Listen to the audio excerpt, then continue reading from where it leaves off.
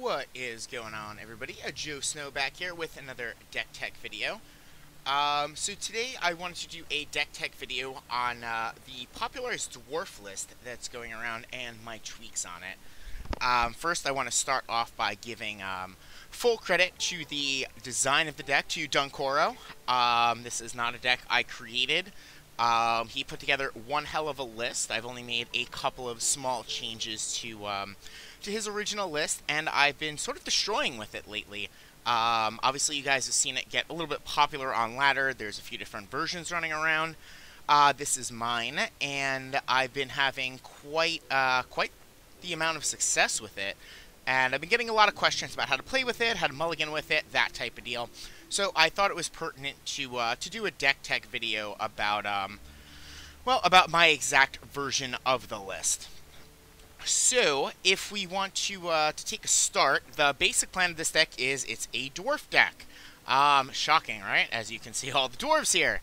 The main strength of this deck is that, A, its silver slot is insanely powerful. You can pull a crazy amount of value out of most of your silvers, and some of your golds are hitting upwards of 30 points. In particular, Ithleen. My current record with Ithleen is 59 points. She's completely insane. The other main strength of this deck is that it has great options to play into a long round and great options to play into a short round. Now, this is one of the most underestimated abilities in Gwent. You take a deck like Axeman, for example, can be insanely powerful in a super long round, but its short game is terrible, right? It can hit the drive, but it can't putt. This deck can hit the long drive, smash the fairway. Sometimes it even hits the green on par 4. I don't know if you guys watch Happy Gilmore. But also, this deck has an amazing putting game here.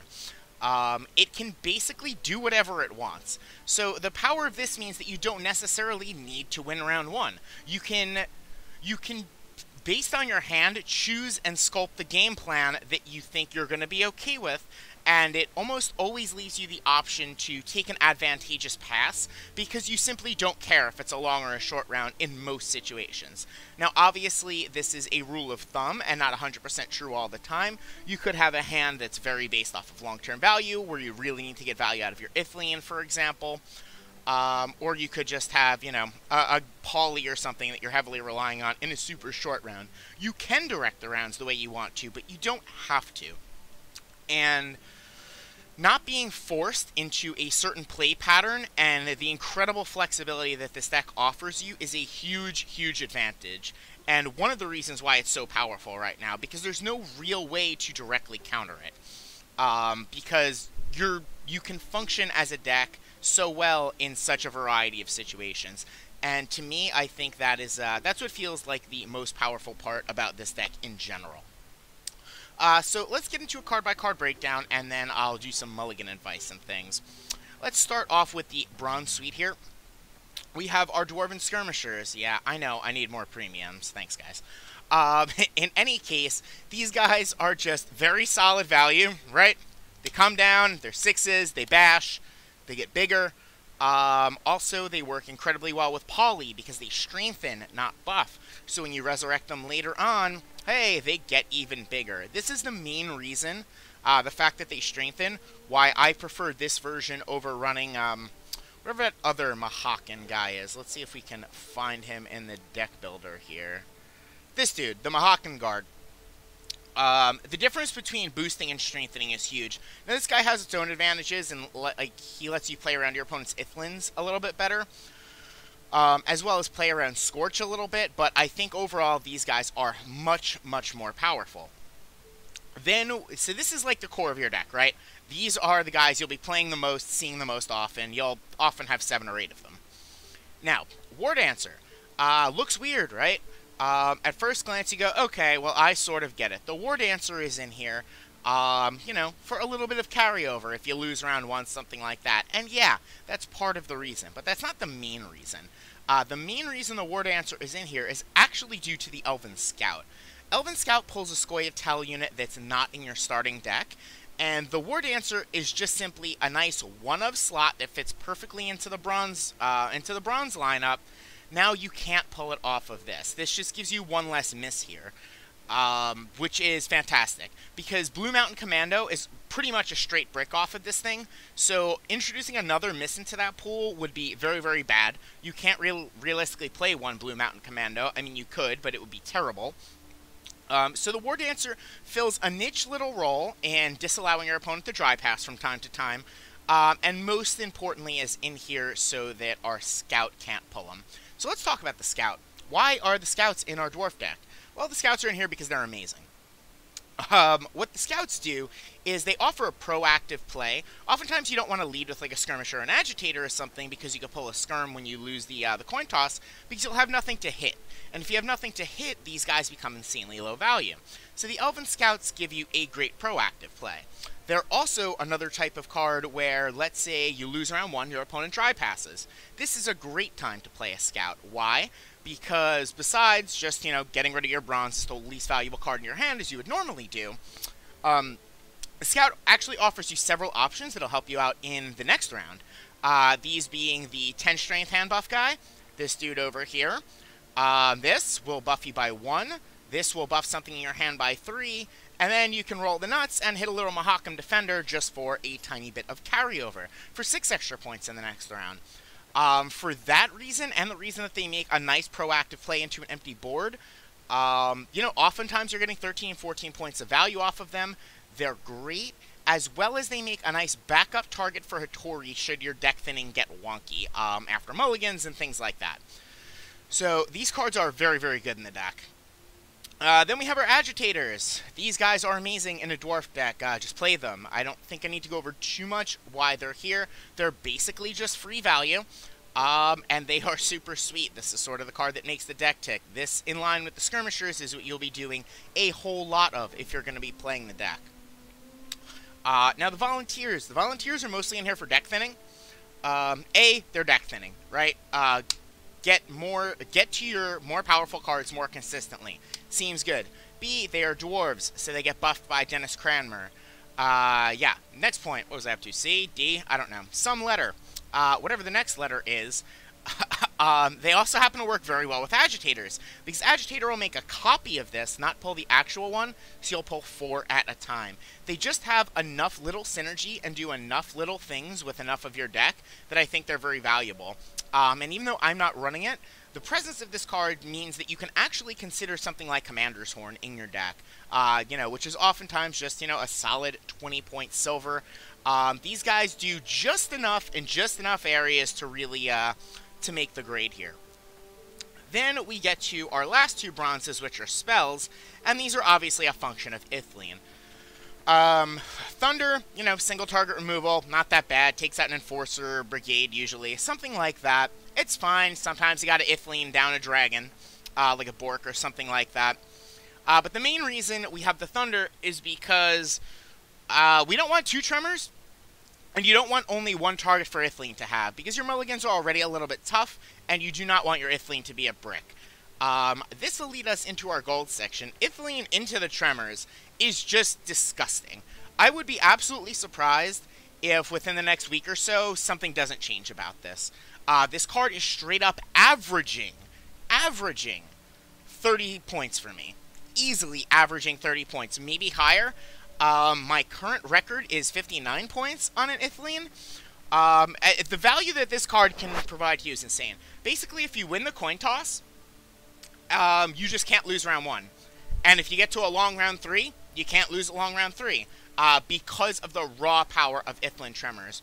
You also have the Skirmishers to help set up 1s and 2s, so things are going to die to the Tremors, to get you that additional 6 points per on the Golems. Yet another reason why I like them better than the Mahakam Guards.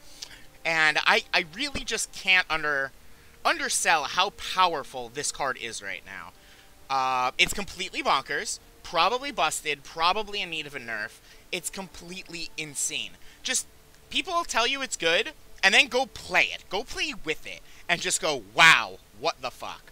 There's rounds where I'm down 35 points with a card left, and I'm like, ha, I don't even need to math. This game is over easy, and I'll win by 15, 16 points. It's just insane. Play Ithilien. So, then we'll move on to the rest of the gold slot here. Let's talk about Yorvith Meditation. Now, this list originally started with a Shiru in it, and I did not find the Shiru to be good. Very often he was bricked. The better players will play around it, even in something like Bears. And you're never really, well, not never, but you're rarely getting last say against a deck like Skellige to really try and hit their Nova or something like that, because they often run Spy, Summoning Circle, him, you know, the whole nine. So basically you're never getting super Shiru value. That being said, you do still want a way to deal with big boys, right? You need something that's going to hit those heavy units. Yorvith is insane against Consume. You just completely decimate whatever their gigantic units are, usually Forktails and things like that. The card kills Bork, usually. It's fairly common to get a 13-string Skirmisher, and you could just have that fight it. Or you can, you know, if the board works out in such a way, you can have the Bork fight one of their units. The card's just very flexible and does a ton of damage. Now, this isn't averaging numbers like Ithleen for me, but on average, this card is probably, I'd say on average, it's probably about an 18 for me. But it's not just an 18, it's an 18 that's killing targeted units that are going to provide more value over the course of the game, particularly things like Bork, you know, once in a while you kill a brigade, enforcers, blah, blah, blah, blah, blah. So I am a huge fan of this card. This is not as necessary to the deck as Ithleen. It's sort of a, the golds are very free-flowing besides the Ithleen. You can sort of do a lot of different things with them. I do prefer the Meditation, though. I think he's very good. So, Isengrim Outlaw, this is the one I want to talk about next. And, yep, he's another one of those RNG cards, right? Sort of right, sort of wrong. Actually, the main function of Isengrim in this list is to pull the decoy. That's what you want to be doing with him most of the time. I would play probably 3 decoys in this deck if I could, at least 2 decoys. So just guaranteeing access to it through another card, or nearly guaranteeing it, is insane. Then you have the added plus, like, if that's all he did, he would probably still be playable. You also have the ability to spawn a Silver Elf, which is going to get your Cheruvials, your Kieran if you need in a pinch, maybe some Weather Clear, maybe another Spy. You just want to high roll and live the high life. Entirely possible. I use each ability about 50-50. It would be much more slanted towards the decoy, except that I'm almost never mulliganing the decoy away. So, the times I'm using this is based for his Create a Silver Elf ability is either A, I'm in a shit situation, need to get bailed out, B, I'm in an amazing position and want to see if I can high roll another Spy, or C, just any situation where I have the decoy in hand and that's what we have to roll with. Once again, another flexible gold. You don't absolutely need it. I think it's probably best in slot for the time being. Then, excuse me guys, then we come to Oglace. She's an absolute beast. Love Oglace. One of my favorite cards. Take me back to the closed beta days. So I got a little bit of nostalgia for Oglace. Back when she used to ethne your own spells. And, yeah, she's just insanely powerful. There's so many good things you can hit, particularly with so many people playing Runestones, all of that good stuff. You know, you hit a Commander's Horn, you hit a Runestone, you're in the money, man. It's so powerful. She does brick once in a while, and when she bricks, it feels really bad.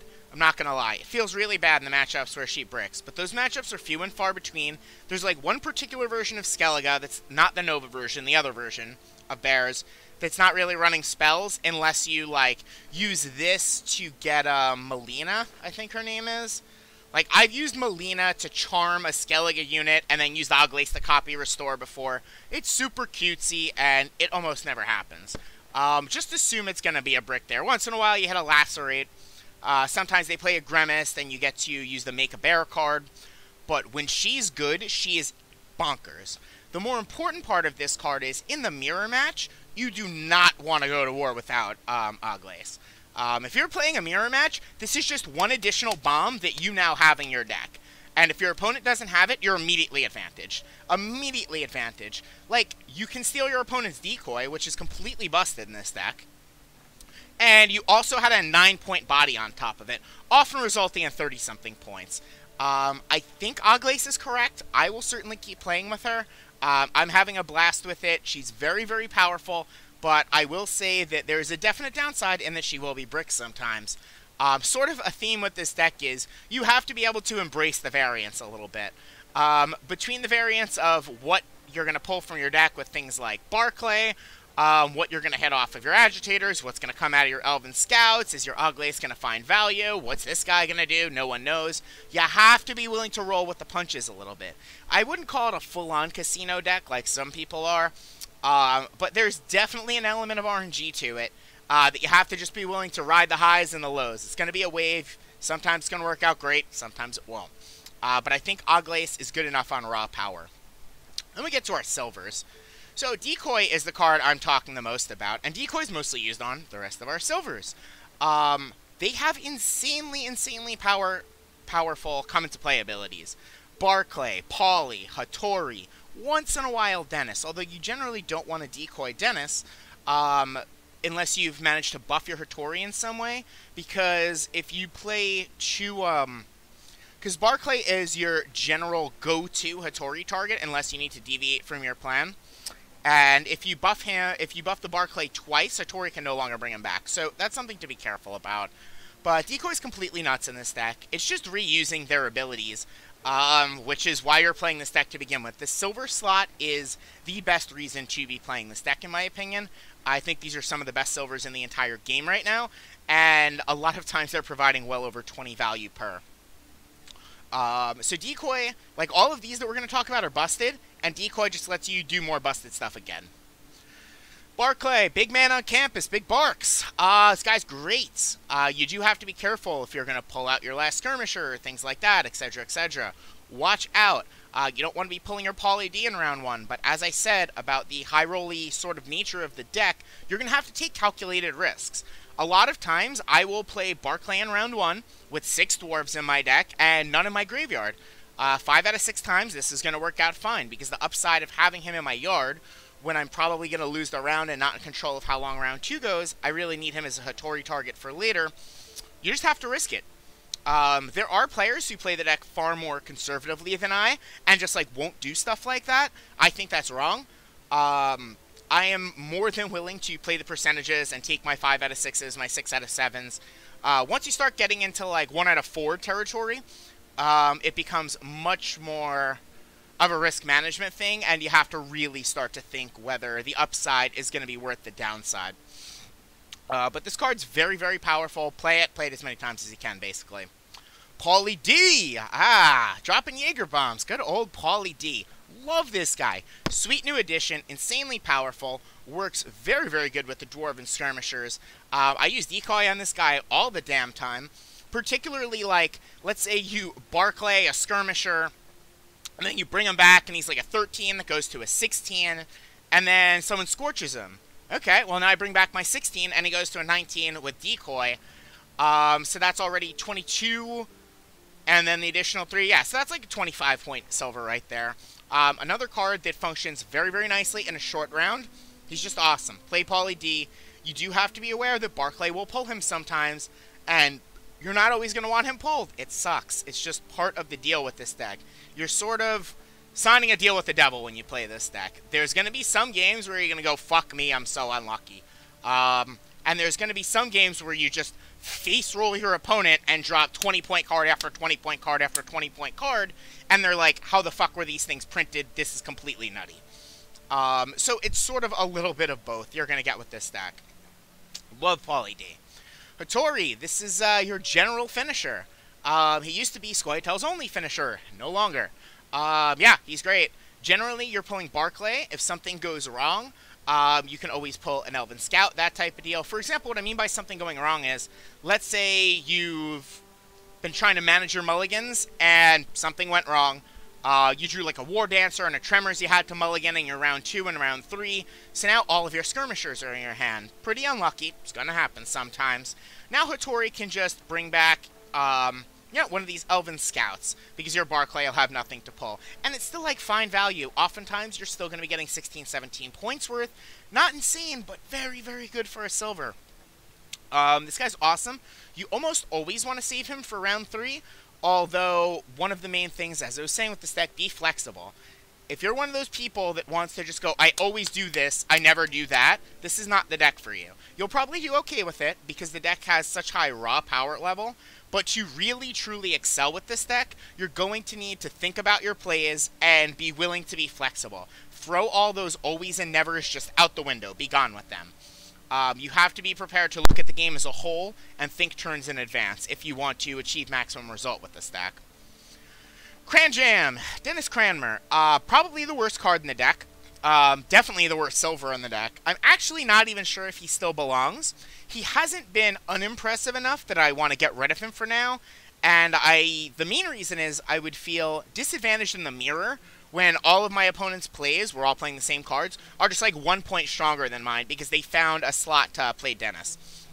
You want to find a slot to play Dennis when you're still ahead so you don't have to worry about him for the rest of the game. Try and get him down. He does provide good value in the long run. But he's one of the few cards that just doesn't have this kick to it, this big burst potential. His best use is after you've agitated out volunteers and you get 4 of these little dudes out on the board. Oftentimes that's what you're trying to shoot for. Yeah, I don't know. He's okay. He's okay. I think he's 100% the worst silver in the deck. He hasn't given me a reason to cut him yet. But if I was going to start cutting stuff because I found something, ooh, shiny, I needed to put in the deck, this is where I would start looking. And we have Yavin. I don't need to tell you guys about Silver Spies. They're good. This isn't even the best Silver Spy deck. It's really not a particularly great Yavin deck. Yavin is at the low end of its power level in this deck. The low end of Yavin's power level is still completely insane, though. I just think it's good enough to play. A lot of people are playing Runestone in this spot, and I believe the Runestone's terrible. Absolutely horrendous. Really, really bad card. Due to the fact that you can't plan, like, your silvers are powerful, but you can't plan around what you're going to get because you don't know what you're going to get. So you have to be in an advantageous position or a super bad position. Like, any sort of middling position where you're fighting for the board, very close game, Runestones can be disastrous because you can't plan for what it's going to be, and you don't know what's going to come out of it. Whereas Yavin, you always know what you get. Yavin's good bang for your buck. Still, you know, he's a 9-point spy with Brewer. You do this somewhat often. A lot of times you do want to get your Barclay out in round 1, so your Brewer will be used for that if you don't draw him. And for that reason, also, you almost never mulligan Pauly. A, he's a silver, you don't mulligan those too often, and B, you want him in your hand so your Barclay can't pull him. But the Yavin is just, you know, it's powerful enough, it's good enough, it's still solid. You have a very limited selection of spells in your deck, with the Tremors, the Thunder, and the 1 Decoy. So oftentimes you're sort of able to target it, what you need at any given moment. So that's just a little additional reason to run him, but the real reason is just because he's a Silver Spy. I mean, he could be a 15-strength Silver Spy with no text except for draw a card, and you'd probably still play him. I mean, that's sort of Gwent these days. I don't know what to tell you. But that is the plan with the deck. So I want to talk a little bit about the mulligan phase. In general, you want to have 0 of these in your hand. You want to get rid of these, and because you want to be able to pull them from an agitator. Tremors and Thunder are cards in general you want in your deck. War Dancer, if you have a bad hand and you need to use all of your mulligans aggressively, feel free to mulligan the War Dancer round 1. Because if you mulligan it round 1, whatever, it gives you your 3 points, you just don't have to worry about it anymore. Now, if you have a good hand that doesn't have stuff like Tremors and Thunder and, you know, Volunteers and nonsense in your hand, a lot of times in an optimal world, you want to save your War Dancer for round 2, just to be able to stick some points on the board, sometimes even till round 3. But more often than not, your mulligans will be occupied, similar to, like, the decks I used to play in the past where you have, like, Crones and Foglets and all that nonsense. Your mulligans are sort of spoken for, so, you know, in an optimal world, sometimes this card's amazing if you can hang on to it, but if you have a worse hand and you feel like your mulligans are going to be occupied throughout the course of the game, feel free to just drop it down on round 1. It's not that bad. It's 3 free points. It's fine. You also need to make sure that you don't have too many skirmishers in your hand. Skirmishers, you need them in your deck. Otherwise, your volunteers don't work. Your agitators don't work. And if your agitators aren't working, your Barclay's not working. It all sort of plays off of each other. You're going to have to get used to playing the deck. It's a very different sequencing than playing something like the Muster Northern Realms deck. It just plays out very differently, and you need to just keep an eye on your deck at all times, have a plan, figure out what you're doing. It's not the hardest part of the deck to play. The hardest part of the deck is figuring out, like, proper passes and what I want round 3 to look like in various matchups and stuff. But, yeah, other than that, just get the bad cards out, keep the good ones. You know, hopefully the Mulligans don't get you too bad. And this deck has a very, very high power level. It might be the best deck on ladder right now. If not, it's definitely tier 1, as much as I hate breaking things off into it. Give you guys a little proof in the pudding here. I've been playing this deck on Pro Ladder, and I've raised my Scoia'tael MMR, which granted was in the dumpster. About 200 points, maybe a little bit more with this deck, maybe 230, 240. And I was playing this deck in... Whoa, no, I don't want to play a match. And I played this up to 4583 on the good old ladder here. So I think the deck's very powerful. If you have any questions, feel free, stop by, check out my stream, shoot me some questions. I'll do my best to answer. If you like the video, hit subscribe. Thank you guys, kick some ass on the ladder, and have a great day.